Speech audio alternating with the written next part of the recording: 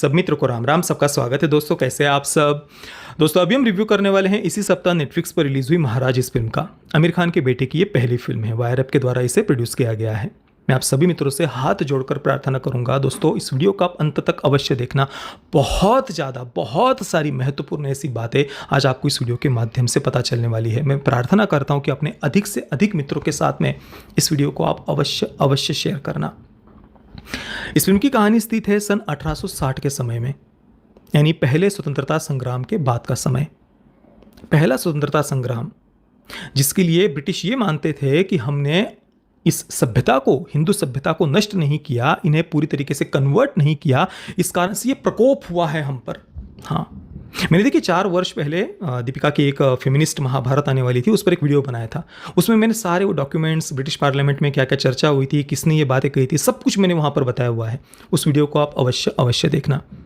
तो पहला स्वतंत्रता संग्राम जिसे ब्रिटिश प्रकोप मानते थे कि भाई हमने इस सभ्यता को नष्ट नहीं किया, इन डेविल वर्शिपर्स को हमने नष्ट नहीं किया, कन्वर्ट नहीं किया, इन आइडल वर्शिपर्स को हमने पूरी तरीके से, इस कारण से ये प्रकोप हुआ है। और उसके बाद में उन्होंने और ज़्यादा तीव्रता से हिंदू सभ्यता को नष्ट करने के अलग अलग प्रयोग देश भर में शुरू किए थे। ये वो समय है। उस समय सन 1800 के उसी समय में ब्रिटिश राज की ईसाई मिशनरीज, उनके द्वारा खड़े किए गए पपेट्स, जिन्हें उन्होंने कथित सोशल रिफॉर्मर्स बताकर देश के सामने प्रस्तुत किया था, और पूरा ब्रिटिश तंत्र उन्हें ग्लोरीफाई करने में लगा हुआ था।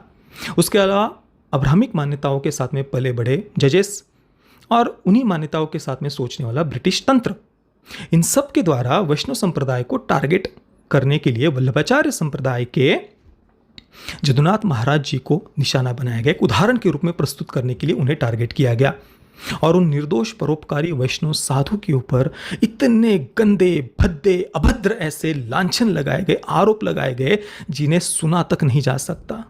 इस प्रकार से पूरा वो तंत्र उन निर्दोष साधु के पीछे पड़ गया था, और जिसके बाद में वे वैष्णव साधु न्याय मांगने के लिए कोर्ट में गए थे, और उसी केस को आधार बना करके उसके इर्द गिर्द एक क्रिएटिव लिबर्टी लेते हुए मनगढ़ंत कहानी रचकर ये फिल्म बनाई गई है। और उस क्रिएटिव लिबर्टी की आड़ में इस फिल्म के मेकर्स के दिमाग में हिंदू सभ्यता के प्रति जो कुछ भी गंदगी भरी हुई है, वो सारी गंदगी उन्होंने इस फिल्म के माध्यम से क्रिएटिव लिबर्टी की आड़ में दिखाने का प्रयास किया है। ऐसी बातें हैं ना दोस्तों, जिन्हें सुना तक नहीं जा सकता। कोई ऐसा सोच भी कैसे सकता है? ये कल्पना ही नहीं हो सकती भाई।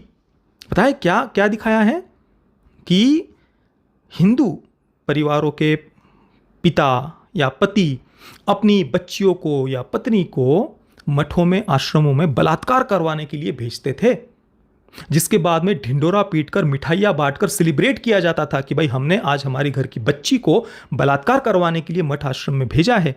और उसके बाद में उस मोहल्ले के जितने भी पुरुष होते थे, वे अपने घर के लड़कों को साथ में ले जा करके लाइव उस बलात्कार को देखते थे, खिड़की से, झरोकों से, कि भाई देखो मठ आश्रम में आज हमारी बेटी का बलात्कार हो रहा है, इस मोहल्ले की बच्ची का बलात्कार हो रहा है, चलो चलो एंजॉय करते हैं। लिटरली यही उन्होंने फिल्म में दिखाया है।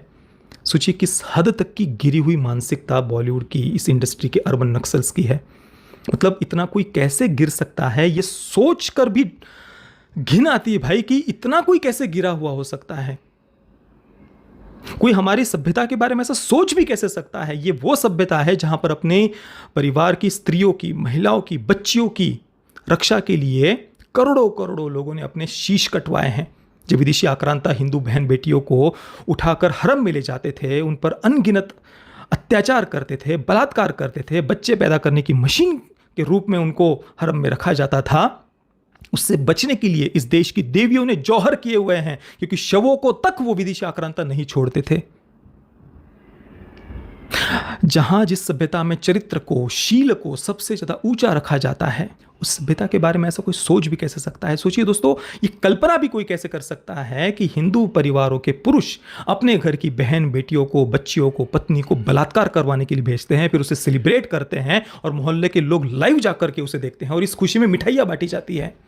इस हद तक की गिरी हुई मानसिकता क्यों? क्योंकि भाई मिशनरियों ने उस समय एक संत को टारगेट किया था, तो हमें तो उस केस को प्रमोट करना है, ग्लोरीफाई करना है। ब्रिटिश तंत्र के उस समय एक पूरा जो उन्होंने प्रोपेगेंडा खड़ा किया था वैष्णव संप्रदाय के विरुद्ध, उसे हमें ग्लोरीफाई करना है। और पता है इस केस का आधार क्या था, किस किस बेस पर ये बातें कही गई थी कि भाई भगवान श्री कृष्ण कामी, विकारी, लंपट थे, परस्त्रीगामी थे, तो उनकी भक्ति करने वाले जो वैष्णव संप्रदाय के लोग हैं वो भी महिलाओं के साथ इसी प्रकार से उनका शोषण करते हैं। हाँ, ये इस हद तक की भगवान श्री कृष्ण के प्रति, सनातन संस्कृति के प्रति इतनी गंदी भद्दी बातें कही गई थी उस समय।